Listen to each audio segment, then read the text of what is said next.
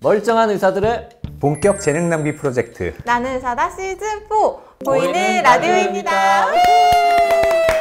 오늘은 이대 서울병원 이비인후과의 배정호 교수님 모시고 코 전문가이신데 보통 환자들이 병원에서는 절대 교수님한테 물어보지 않는 이상한 질문들만 모아 환자들도 아마 안 물어볼 것 같은 이상한 질문들만 몇 개 모아봤습니다. 그러니까 그런 거예요. 자, 눈은 양쪽 시력이 다르지 않습니까? 콧구멍 양쪽 뭐 크기가 다르냐고요? 냄새 맡는 능력도 다릅니까? 이거는 아는 건데요. 다릅니다. 예, 양쪽 코를 평균이 뭐 오른쪽이 왼쪽보다 잘 맞는다, 그거는 아닌 것 같고요.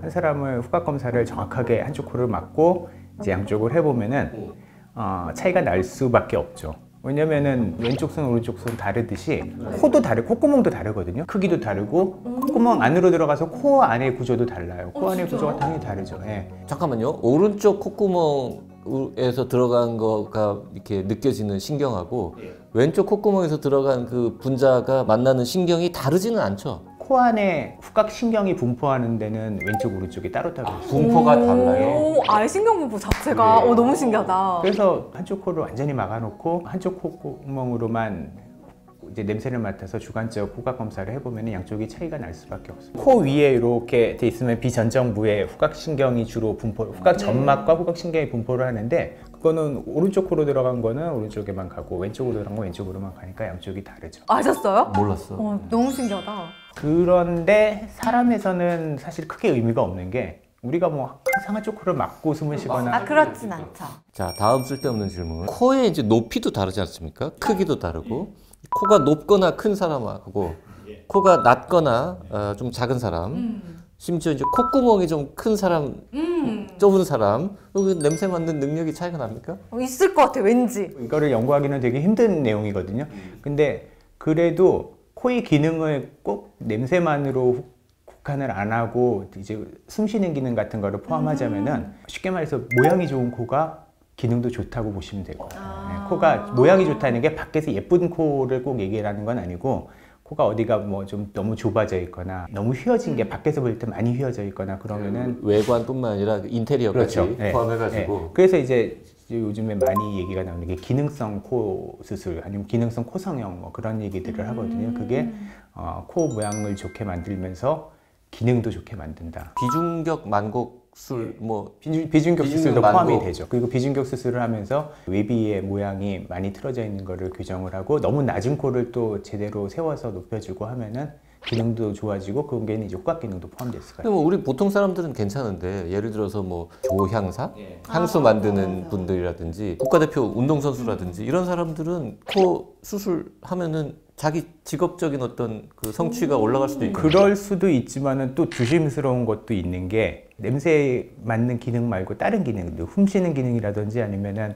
코 안에서 이제 뭐 방어 기능이라든지 그런 거는 전반적인 수술을 통해서 거의 대부분 향상이 된다고 보는데, 후각이 냄새가 더 잘 맡는다? 그거는 저희가 수술하고 딱 보장을 할 수는 없거든요. 기능을 좋게 하는 수술할 때 이왕이면 이렇게 높이나 이런 모양도 조금 같이 만져주고 그러는 거예요. 요즘에는 사실은 젊은 분들은 먼저 와서 그런 얘기를 많이 하고 오히려 달래야 될 때도 많죠. 모양 괜찮은데 그냥. 비중격 같은 게 많이 휘어 있거나 이래서 그거를 펴면서 코 모양도 조금 만지고 이런 거는 건강보험 됩니까? 안 됩니다. 그것도 안 돼요? 네. 비중격 한 것만은 안 돼요? 외비가 포함이 되면은 그 이제 일부가 된다고 보시면 되죠. 비중격 수술은 건강보험이죠. 그리고 또 찾은 이상한 질문. 커피 향을 맡으면 후각이 리셋된다. 막 이 코가 무감각해질 때 이제 막 다양한 향을 맡았을 때, 이게 조향사분들이 하는 얘기, 와인 뭐 소믈리에 이런 분들이 막 다양한 거를 이렇게 막 향을 맡아보면 이제 섞이잖아요. 후각 세포가 좀 피곤해. 그럴 때 커피 향을 맡으면은 얘가 리셋이 생생해진다고? 된다고. 사실일까요? 네, 사실 카페인 들어봤어요? 때문에. 예, 저도 사실은 제일 좋은 거는요, 하나 맞고 밖에 나가서 이제 신선한 공기 빼고 한 5분, 한 몇 분만 있다가 들어오면은 다시 이제 구별이 제일 잘 되죠. 그렇게 5분 동안 돌아다니고 그렇죠. 이제 윗사람이 욕하거든. 그렇죠. 빨리빨리 그러니까 일하라고. 그리고 향수는 대부분 베이스가 비슷하고 그 조향 물질들이 비슷하기 때문에 우리가 한 번 맡으면은 구별이 되는데, 여러 개를 동시에 이제 순서대로 맡으면 구별이 안 되거든요. 전혀 다른 냄새를 맡고 다시 이제 비슷한 냄새를 계속해서 맡아서 헷갈린다? 뭐 그렇게 하는 거를 방지한다고 생각하시면 됩니다. 이 질문 아주 재밌네요. 코를 파면 손이 더러워지느냐, 코가 더러워지느냐. 야, 정말 이거 되게 어려운 질문이다. 코 파면 손이 더러워지죠.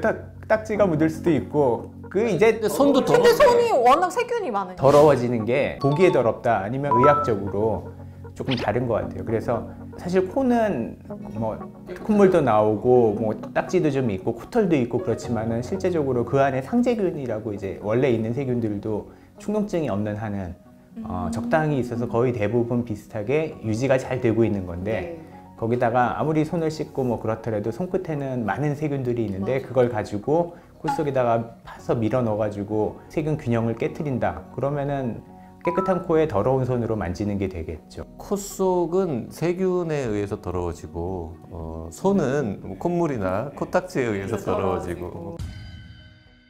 그러면 손으로 코를 파다가 상처를 내면 이건 좀 위험한가요? 그럼요. 그 원인을 따지고 보자면은 제 1번이 코파기입니다.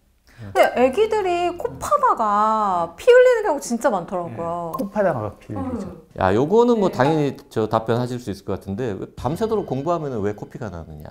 요 연령대가 보면은 중고등학생들도 많이 오고 엄마들이 이제 애들 코피 나는데 얘가 밤새 공부해서 그렇다 그러는데 충분히 가능한 것 같아요. 이게 밤에 코 안은 특히 코 전방부라고 비중격 전방부라 그러거든요. 그 비중격 중에 맨 안쪽에는 이렇게 아주 가는 혈관들이 네트워크처럼 돼 있어서 이제 습도도 조절하고 코 공기 흐름도 조절하고 하는 기능들을 일부를 담당을 하는데 그 부분은 얇은 점막으로 덮여 있어서 그게 이제 밤에 피곤하고 건조해지고 그러면은 피가 날 수도 있고 그리고 제 생각에는 밤새 공부하면은 코도 파지 않. 공부하면서 무의식 중에 코를 팠을 예전에 것이다. 도서관에서 공부할 때 보면은 알게 모르게 많거든요. 이렇게 둘러보면은 코에 손가 있는 친구들. 요건 약간 시사적인 질문이네요. 네. 코로나 검사를 코 속을 찔러가지고 이렇게 하잖아요. 어디까지 도달해서 건드리고 나오는 거고 왜 거기다가 검사를 하는지 그것도 좀 설명해 주시죠. 코로나 이전에 독감 검사를 혹시 받아보신 적 있는지 모르지만 독감 검사도 똑같았거든요. 코의 기능 중에 중요한 게 방어 기능이거든요. 코로 들어간 바이러스 같은 게 코와 점막에서 1차적으로 이제 바이러스도 걸러주고 하는 기능을 하기 때문에 제일 많이 바이러스들이 모여있는 부분이 코 깊은 안쪽에 있는 비강 점막 그리고 인후라고 코하고 이제 목하고 넘어가는 부분이 아주 깊거든요. 거기는 제일 깊죠. 그래서 바이러스들이 많아서 그 부분을 제일 잘 채취하기 좋은 방법이 코 안으로 깊숙이 넣어서 그 부분에서 빼내고 그 입 안으로 또 깊숙이 넣어서 입 안쪽에서 코하고 연결되는 부분에서 해내고 그 두 부분이 상기도에서 바이러스를 채취하기 제일 이렇게 이해하면 됩니까? 이제 바이러스들이 막 우르르 들어가는데 병목 현상 같은 거기서 모여 있고 1차적으로 거기서 이제 증식을 하게 되는 거죠. 거기를 찌르는 이유는 거기에 바이러스가 많이 모여 있기 때문이죠. 근데 이거 PCR 검사를 받아보신 분들이 하는 얘기가 뇌를 찌를 것 같다 막 이런데 진짜 코를 이렇게 하다가 뇌까지 갈 수 있을까요? 코를 통해서 뇌로 들어가는 수술이 있거든요. 막대기를 찔러가지고는 안 되는데 굉장히 가까워요. 우리가 이거 코로나 검사를 할 때는 아까 말씀드린 목하고 코하고 연결된 부분에다가 하는 거고 위로 올라가지는 않거든요. 저 요거 궁금한데 색깔이 냄새를 인지하는 데 영향을 미칠까? 요거 어디 과학책에서 본 것 같은데? 진짜요? 영향을 준다고? 명확하게 딱 이제 이렇다는 건 없는데 여러 연구들이 있더라고요. 여러 연구들이 있는데 쉽게 생각해서 짜장면 그림 사진을 딱 보잖아요. 그러면 어느 정도는 이게 연상이 되잖아요. 냄새가 이 냄새다. 냄새를 맡지 않더라도 우리가 뇌에서 기본적으로 후각에 연결되는 그 뇌 일부분 그리고 시각에 연결되는 일부분 그런 데들이 프로세싱하는 데가 겹치는 부분이 있다는 거죠.